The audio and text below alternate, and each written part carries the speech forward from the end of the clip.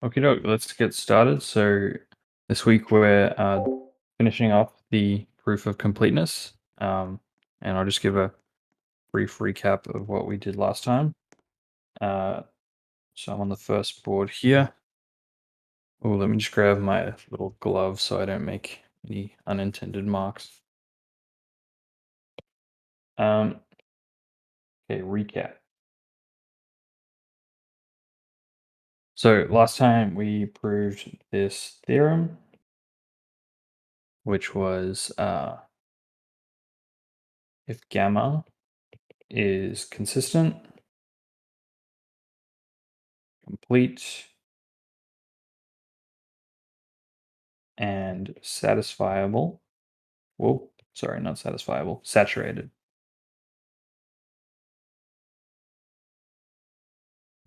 Then gamma is satisfiable. And as I said before, this is essentially a, this is a statement of the completeness theorem that just has some uh, additional hypotheses to help us get there. And so in this seminar today, I'm bridging that gap, but then I'll also explain how it links back to the original statement of the completeness theorem. Um, so I will now state the theorem that I'm going to prove today. Maybe I should call this, uh, this is theorem one from yesterday.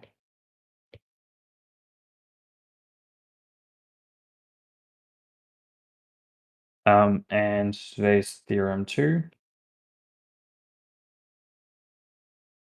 So there needs to be some attention drawn to the first order language that these formulas are like formulas over. So the first order language involves the choice of which relation symbols, function symbols, constants, and variables. And uh, for this theorem, we're going to be talking about different sets of formulas, but one of them has a sort of extended language.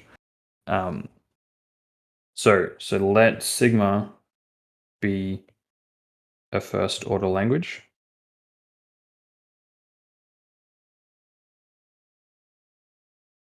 Um, and here's the statement of the theorem.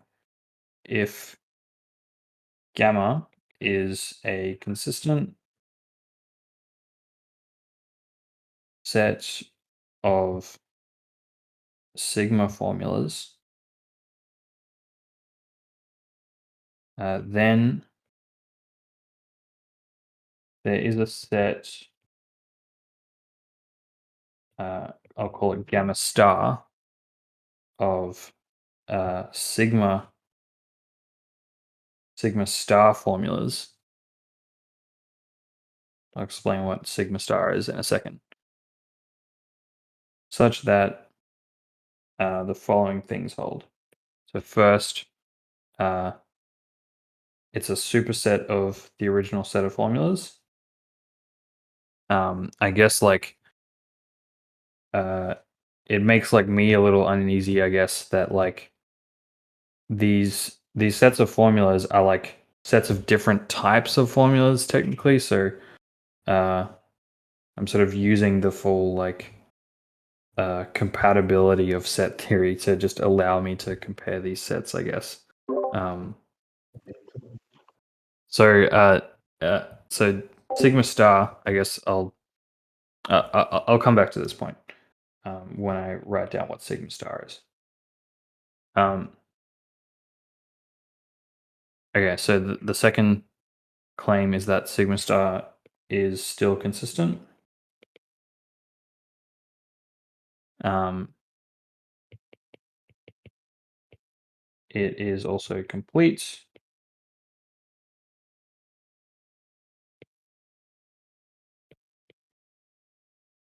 And it's saturated.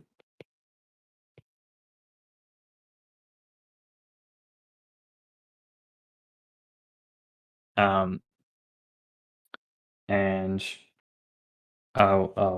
Yeah, where sigma star is obtained from sigma uh, by adding denumerably many fresh constants.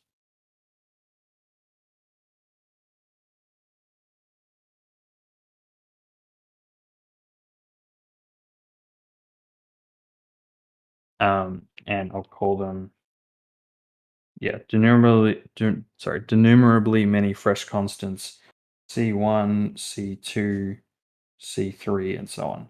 I've got a countably infinite supply of these fresh constants, and what I mean by fresh is they weren't in the original language sigma.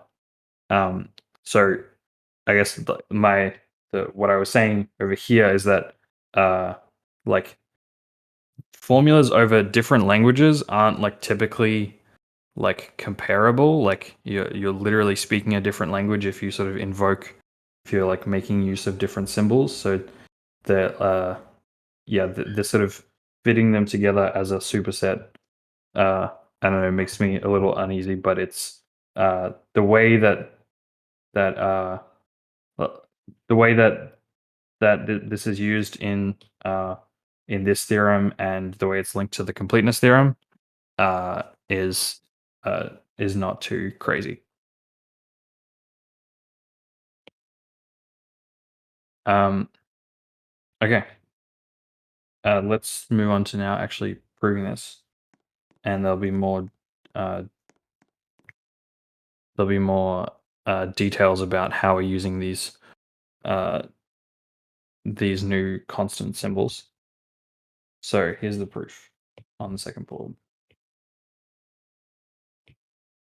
So the first thing you need to do is fix an enumeration,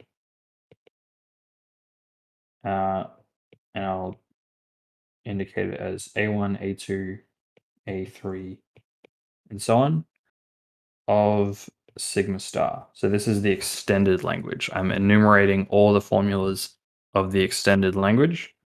Um, and the other, yeah, and the question is, well, I mean, can you do this? And the answer is yes, because of the like countable nature of the language. It's all every single formula over the language sigma star is a finite sequence of symbols. Um, so in principle, there is a way of enumerating all of them. Um, like you could just type them into uh, you could just write a program that recognizes when an integer or something is a valid ASCII encoding of uh, formula over this language, and then you just enumerate them by stepping along the integers and recognizing when you've got a valid formula. Um, so yeah, so you have an enumeration of sigma star, and the other thing you need, which in the text that I'm following, states this as a sort of property of this enumeration, but it seems clear to me that like any enumeration will have this property. So I'm not sure why it was stated like that, but uh, let me just state what it is. So I'm saying it like this. So you have this enumeration of the formulas. You also have a function. I'll call it lowercase sigma from natural numbers to natural numbers, such that if you have sigma n equals m, then the constant symbol Cm does not appear in any of A1 up to AN. Um, I'm realizing I've betrayed my uh, belief that 0 is a natural number by starting with 1. Um, Let me fix that. I'll just throw an A0 here. Um, yeah, A0 up to AN. So essentially, uh, when we use these fresh constant symbols, we need to be assured that they are like they're fresh in like they're globally fresh in the sense that they don't appear in any sigma formulas. But of course, they do appear in sigma star formulas. But we should be able to uh, come up with a way of for any particular n, we need to be able to pick a sufficiently fresh constant symbol that doesn't appear in any of those first n formulas of the enumeration. And so I think it's clear how you could actually maybe more concretely define such a function.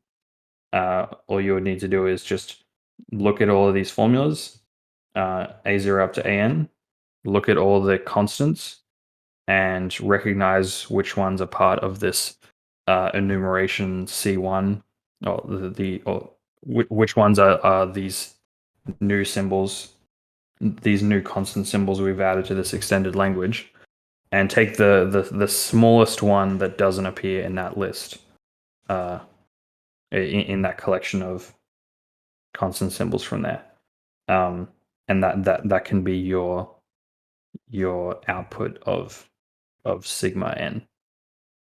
Is that clear? Cool. Okay. Um,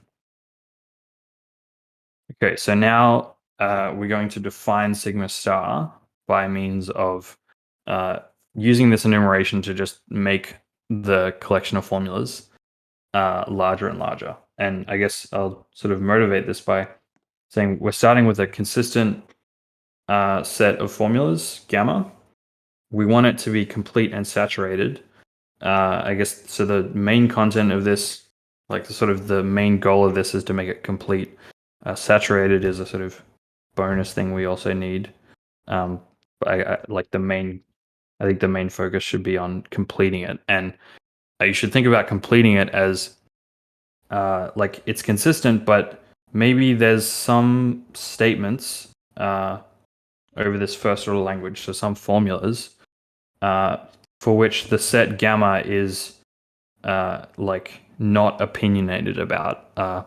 Perhaps perhaps some formulas just like you could have a formula which is a logical consequence of all the formulas in gamma, but it just hasn't been added to it. Or you could have a formula which is genuinely independent of all of the formulas in gamma. So like in that sense, like you should think of gamma as just not really caring about whether that formula is true or whether its negation should be true. And so our task here is essentially to coherently uh, sort of add to gamma's collection of opinions in a way that keeps it consistent. But in the end, we want it to have an opinion about every formula. For any formula, it should either say that formula, or it should either have that formula inside its collection, or it should have its negation inside the collection, and that's what's going to make it complete. Is the strategy here really as simple-minded as it seems like it's going to be? You just look for the things that are true and then throw them in and then move on. Yeah, but true, uh, we don't have an idea of true here. We only have like provability. So we're going to use like provability from the set gamma. So uh, uh, let,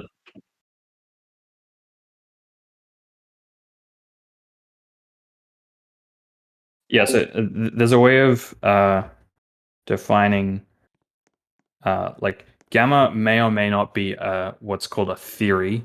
Um, Actually, I think the way Will might have defined a theory as just some collection of axioms, but I think more typically a theory is defined as a set of formulas which already contains all of its consequences. Like things that you can prove from it. But I don't really have that as a as one of the premises here, because of course all of those things will be just added along the way. So I'll just continue now. So we define a sequence of increasing sets. I couldn't think of a better word than increasing. So, but what I mean by increasing is each set is a superset of the one that precedes it. Gamma 2, and so on. We're going to define one of these for every natural number. And we have gamma 0 is just gamma. And now I'm going to tell you how to define gamma n plus 1. I'll say it like this. So given some gamma n, we define gamma n plus 1 by considering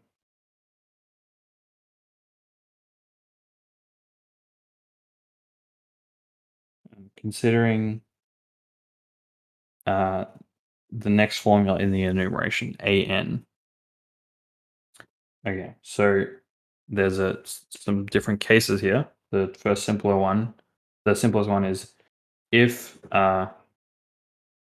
gamma n union the set just containing an, as in if you just add the formula an to the set gamma n, if that ends up being like if you can prove falsum, as in the contradiction formula, then you don't add it. So then gamma n plus 1 is equal to gamma n. Yeah, and this is the point at which this sort of description of a way of extending a set of consistent formulas to a complete set of consistent formulas, where that becomes like a difficult task, because gaining this knowledge might be rather difficult. This is like if you're able to do this for any formula, then you have a decidable procedure for provability, and that will prove impossible in certain cases. But let me continue with the definition. All right, so if adding this formula in the enumeration to the the the set of formulas that we've gathered so far, if that makes it inconsistent, then you just don't add it. However, if gamma n union an does not prove a contradiction, as in, there is no proof with these as premises and this as conclusion, then we have to inspect the form of an, and this is like this would be simpler if I didn't have to make it saturated at the same time. Sometimes the process of making the set of formulas saturated is like an independent step to the process of making it complete. I'm just combining it into one. So we inspect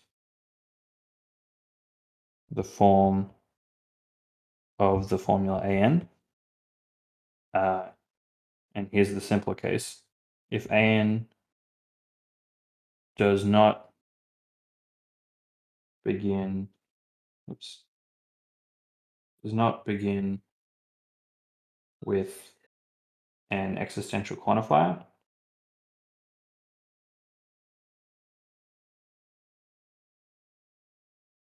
no more suspense, then gamma n plus 1 is equal to gamma n union the set containing an. So yeah, if adding this formula to the set wouldn't make it inconsistent, then just add it. Okay, so now let me just finish off by doing the case where it does start with an existential quantifier. And the point of this is to make the set of formulas also saturated. Okay, I'm on the third board. Otherwise, if an is exists x phi, not specifically x or specifically phi, but just for some x and some phi, then define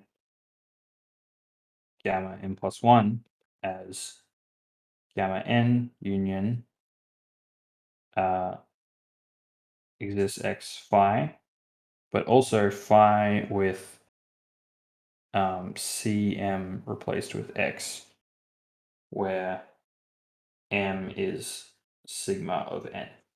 So what you do is so this is the case where adding exists x phi is not doesn't make it inconsistent. So you add it, but in order to make it saturated, we want to also add a witness of that existential claim.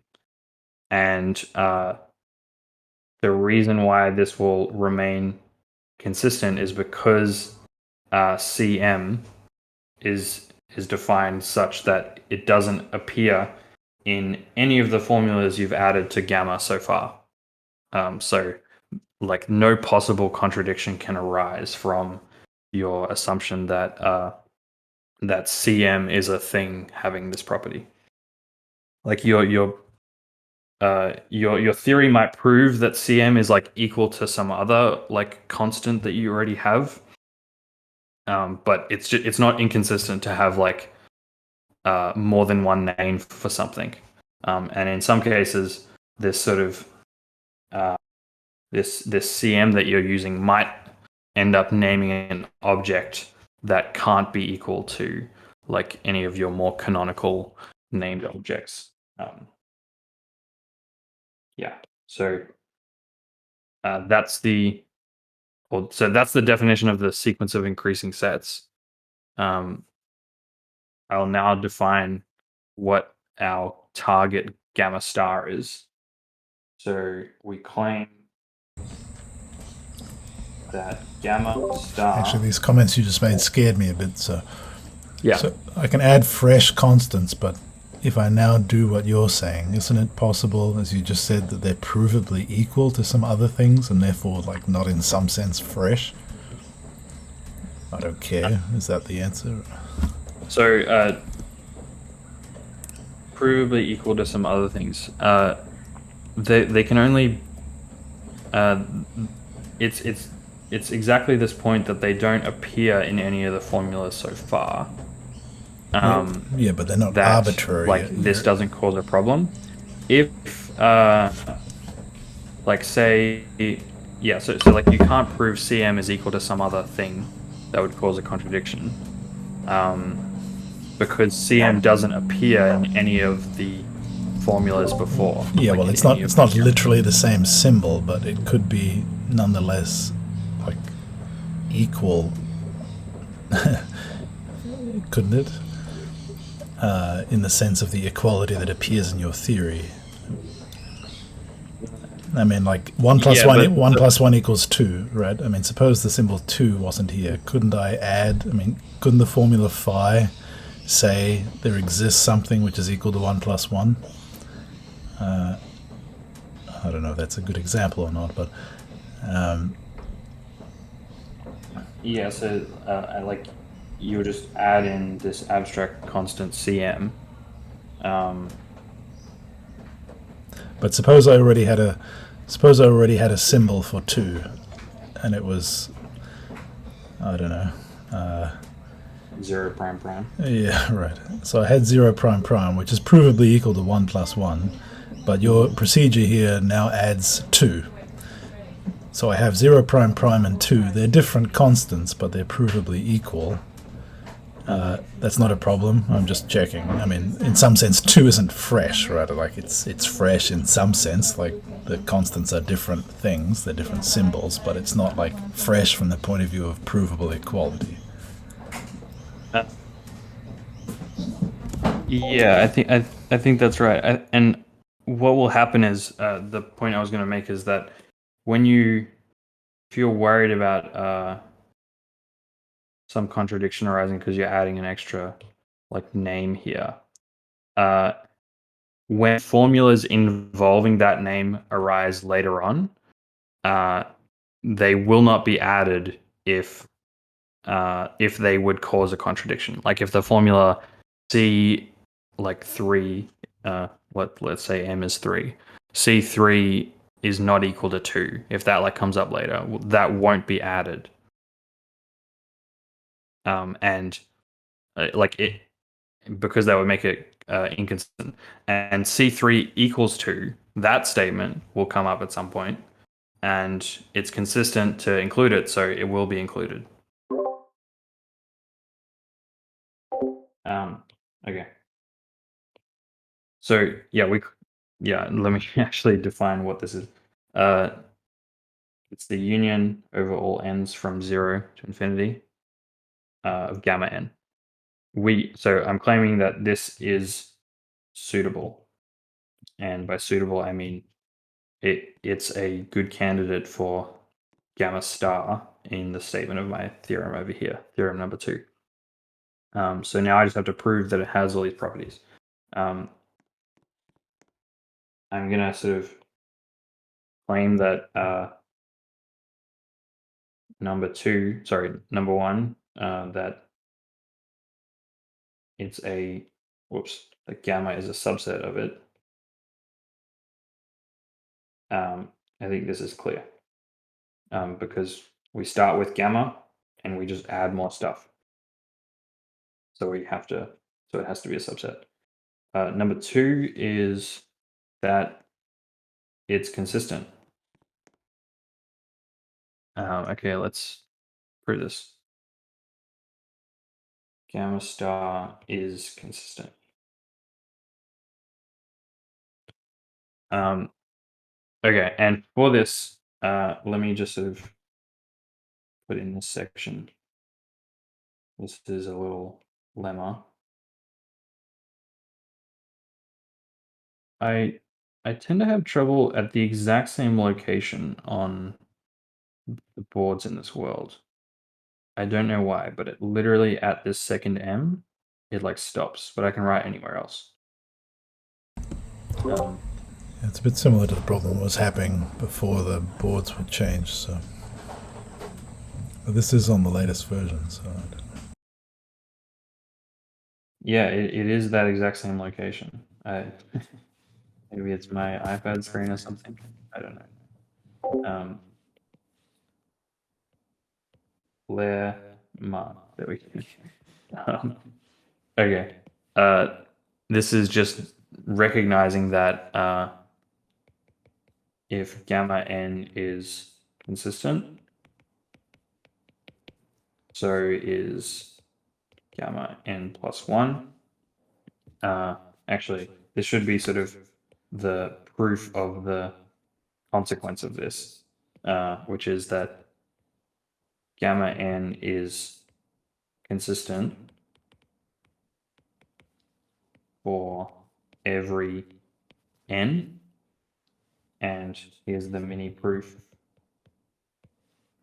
It's by induction. So gamma 0 equals gamma is consistent. And if gamma n is consistent, I'll just claim so is gamma n plus 1. And to sort of reinforce that claim, I just want you to look at the definition of gamma n plus 1 and note that So the first case, if adding an makes it inconsistent, then you don't add it. Yeah, in the first case, gamma n plus 1 is gamma n, so it has to be still consistent. It's the same thing. And then the second one is if adding an would make would like by definition would make it still consistent, then you add it. So by assumption, it's still consistent. I guess maybe this is slightly. This is maybe the core of the argument that, yeah, that I claim that if gamma n is consistent, then I'm hearing some echo. Does somebody have their headphones I can lowered move my or mic closer to my mouth. unmuted? I think Ken's muted. Okay, so the second case was for gamma n plus 1 was we're adding an, the next formula, doesn't make it inconsistent. So therefore, gamma n union the set containing an is consistent. But in the case where an is this existentially quantified formula, we didn't just add an, which is exists x phi. We also added this witness statement. And so I claim that that is still consistent. Let me think about this for a second. Actually, let me just consult my notes. Let's prove this minor point here that in this case, where we're adding an to the set of formulas, or just to gamma n, retains consistency, and we're claiming that adding phi of cm still retains consistency. So suppose gamma n union. Actually, well, the way I'm going to prove this is by contrapositive. And let me organize this a bit better. I'm still proving this lemma. So by contrapositive, suppose gamma n union exists x phi and phi of cm. Suppose that was inconsistent, so you can actually prove a contradiction from it. Okay, so all you have to do now I need to show that you didn't even need to add 5 cm to get to prove your contradiction. So I'm going to show this, and I do this by constructing a proof. I take so let me word this a bit better. So suppose you can prove a contradiction from gamma n exists x phi and phi of cm. And I'll say with proof pi. And so here is pi. It's a proof that starts with these premises.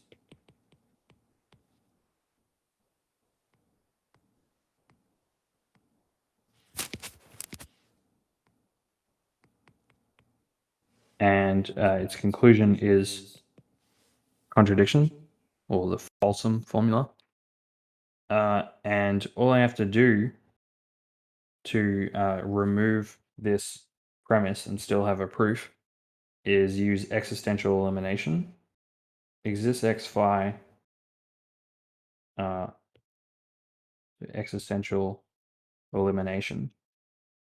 And here, like the role here of cm is as an eigenvariable. So this is the premise that we eliminate. Sorry, this is the assumption that we discharge using this rule. So we're discharging all the uses of this formula in this proof, in the proof pi. And so what we're left with, well, this now gives us a proof of falsum. Uses gamma n exists x phi. And the reason why this is a valid proof, well, you have to look at this rule here with the psi condition that I wrote, thou shalt not use existential elimination. If A is present in exists xa, in C, or any of the assumptions on which the upper C depends. Except, of course, I know the origin of the echo. Your spatial voice is on. You must have accidentally clicked it. Okay, yeah, it is on. It's off now.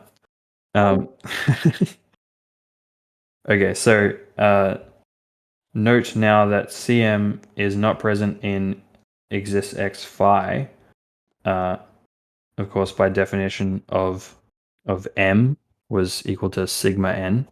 So we specifically chose this constant because it doesn't appear in the formula an, nor does it appear in any formula before an. So if one of the premises used from gamma n, well, I'm claiming that none of those premises in gamma n can have an occurrence of this constant cm. So this is actually a valid use of this rule, and so this directly gives me the fact that gamma n union exists x phi is inconsistent. So the contrapositive of that statement is that if this set is consistent, then so is this one. And that's the only remaining case. So it's clear that if gamma n is consistent, then so is gamma n plus 1, and gamma 0 is just gamma, so which is consistent. So by induction, every gamma n is consistent. And so now let's prove that gamma star is consistent. So let me, I can fit this in here. Suppose there was a proof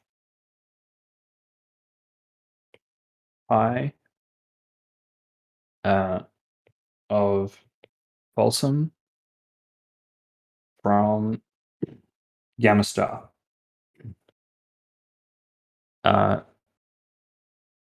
Such a proof can only use finitely many assumptions.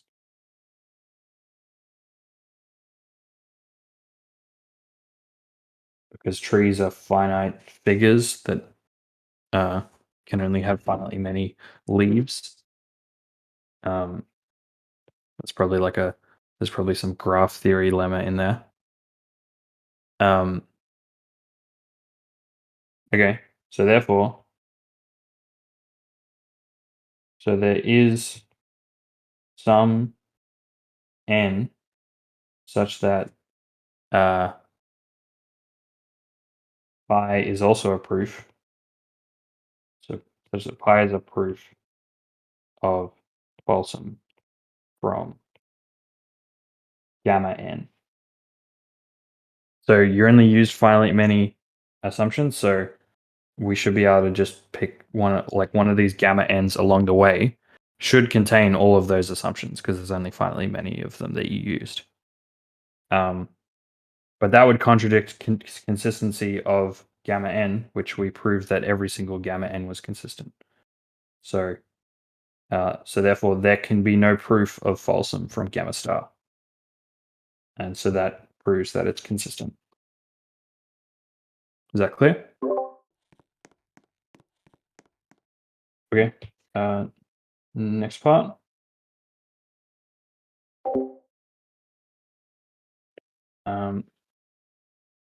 Gamma star is complete.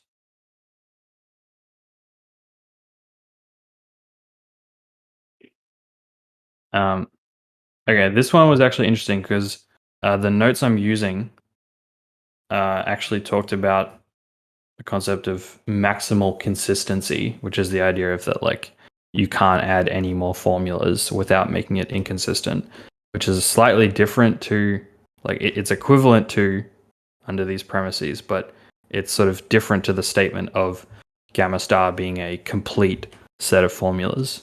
And so I had to sort of craft a way of proving this. So uh, completeness is that for any formula, at least one of that formula and its negation are provable. Well, sorry, not provable, are in the set. So I'm going to suppose otherwise. Suppose there is some phi such that phi is not in gamma star and not phi is not in gamma star. Okay, so note that my enumeration of all the formulas in sigma star, it's an enumeration, so it there's going to be some n and some m for like that are such that an is phi and am is not phi. So and there are n and m such that gamma, oops, not gamma, an, so the nth formula of the enumeration is phi, and the mth formula is not phi.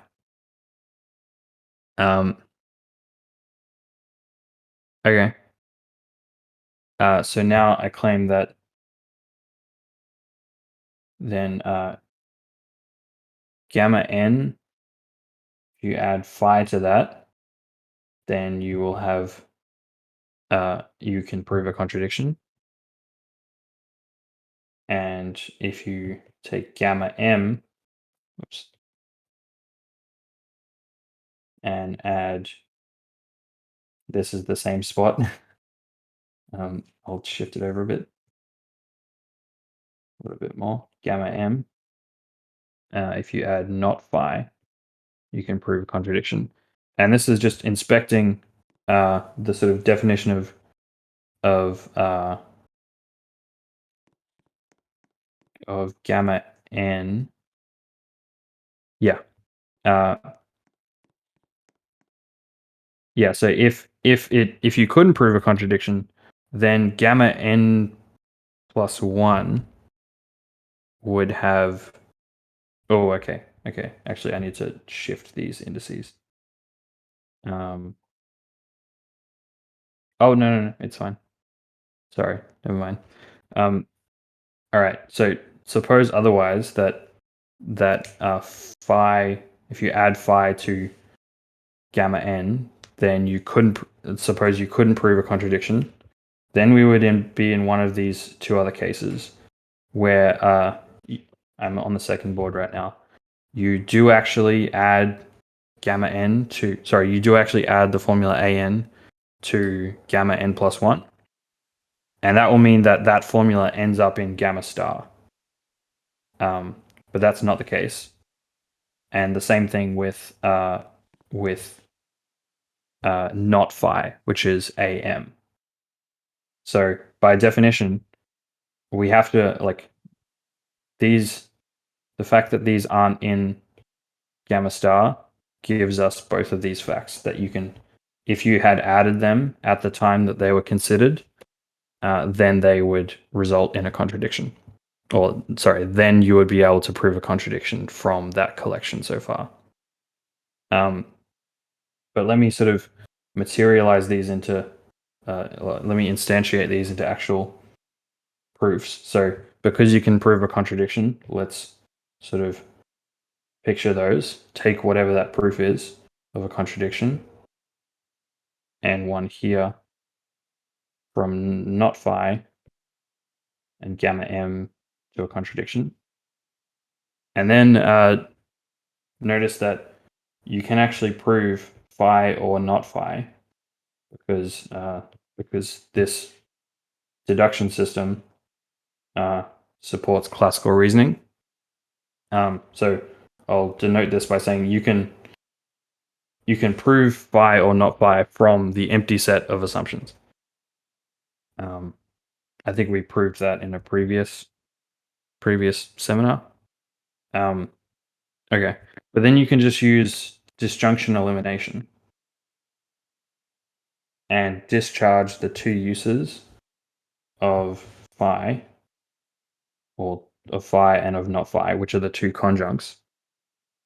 Yeah, you discharge their usage here and get a proof of contradiction from just phi n and phi m.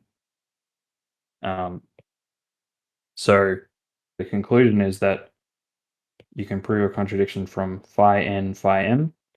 Maybe I should write a union.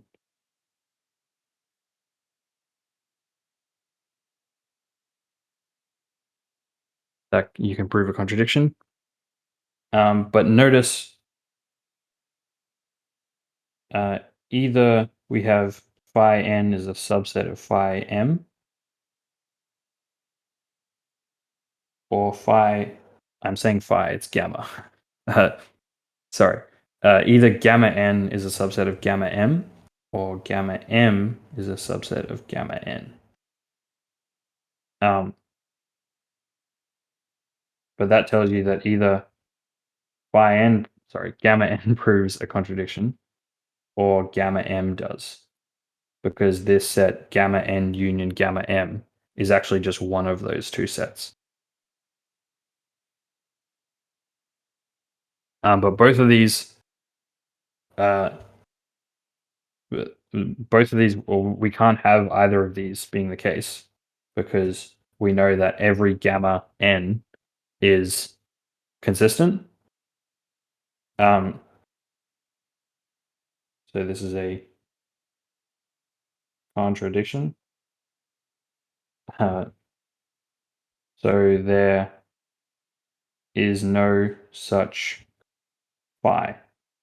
And that's exactly what completeness tells you, that there is no phi for which you have neither phi nor its negation in the set. So that makes phi star complete. So now I just have to do saturated. Is there any questions about that?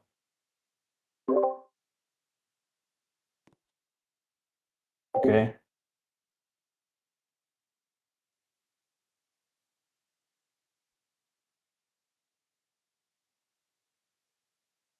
Gamma star is saturated.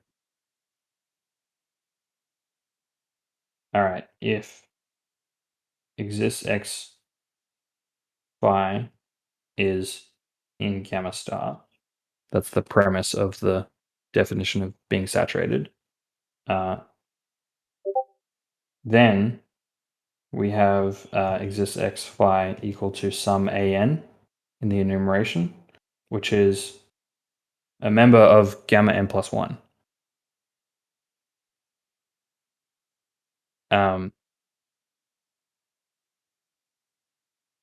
Yeah, okay, maybe that claim that it's in gamma n plus 1 should be a conclusion of what I'm about to say rather than just claiming it. Okay, it must be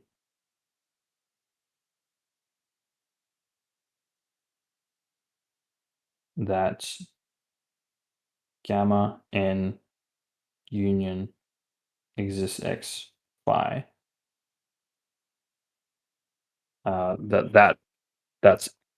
That you can't prove a contradiction, since if you could prove a contradiction,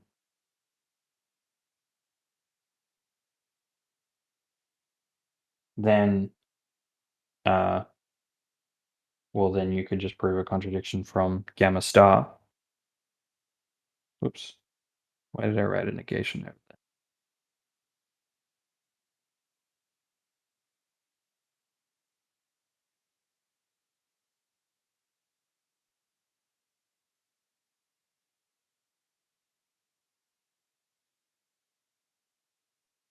Um, All right. Yeah, now this is where I actually used that premise that I said that I shouldn't just claim.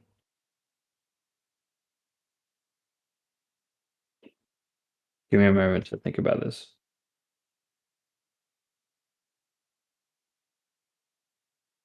I'm just going to state how it is in the notes, and then I was sort of unsatisfied with it. We can critique it.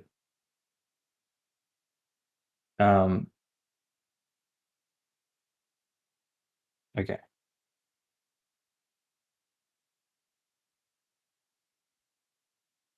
All right. So the claim is, so exists x phi. If it's in gamma star. Can we just outline the idea first? So the idea is that the formation of gamma n plus 1 is supposed to have added this c n or n plus 1 or whatever. And that's the thing that's going to make it saturated, right? It's just a question of unwrapping that fact. Oh yeah, I think I confused myself because I was questioning whether or not I could claim that exists x phi is in gamma star, but that's the first premise. Okay. So we're given this formula, and then there's some n. It appears in the enumeration somewhere, and then in forming that step of gamma n plus 1, we will have added in exactly what we need, right? Yeah. Yeah, exactly. So I guess as long as it's clear that that I guess I'm just want to make sure that gamma n plus 1 is actually equal to gamma n union exists x phi union phi cm for x. So why is the other two possibilities not the case? The first one was that if you add exists x phi to gamma n and it becomes inconsistent, then don't add it. But then it wouldn't end up in gamma star, right?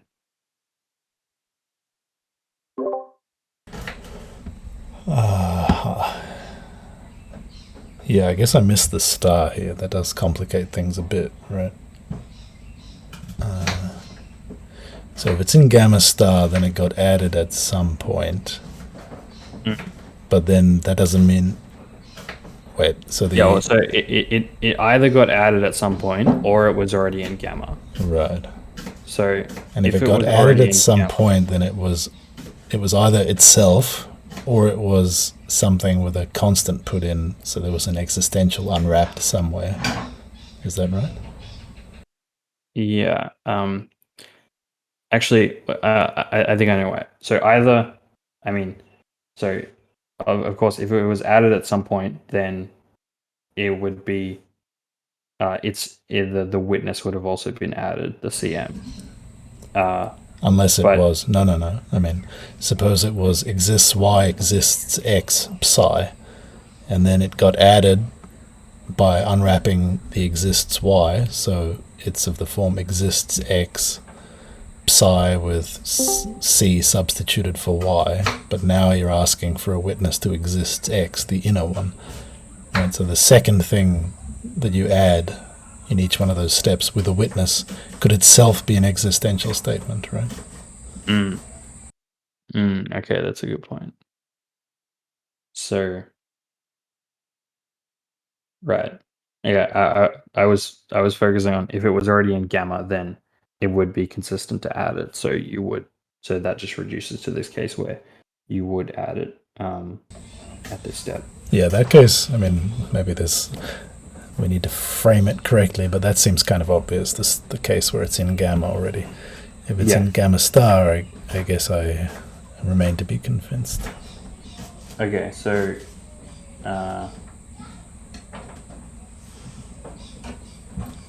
the notes I have just don't consider. Oh no, I understand. Okay, so if you did unwrap, if it was of the second kind, so you unwrapped an outer existential and made a witness for it, well, the original statement was provable, so then you can prove the thing with the constant substituted.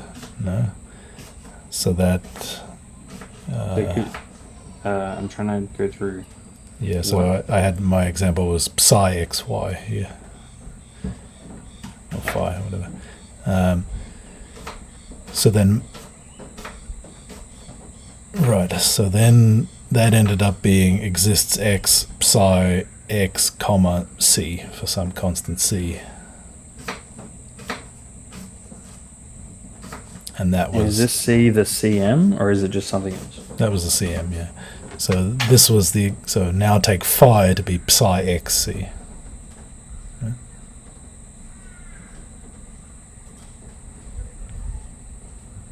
Okay.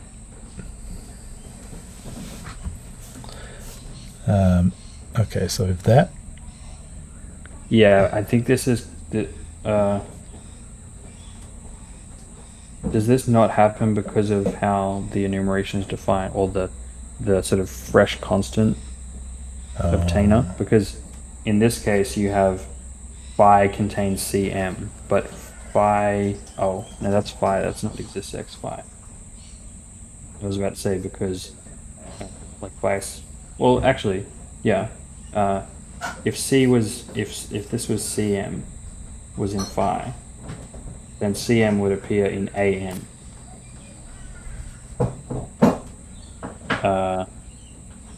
There might be a mismatch as to like which n we're talking about, or which n. I wonder if that that resolves that. I think he might have just turned spatial voice back on. Yeah, I don't really follow the M versus N.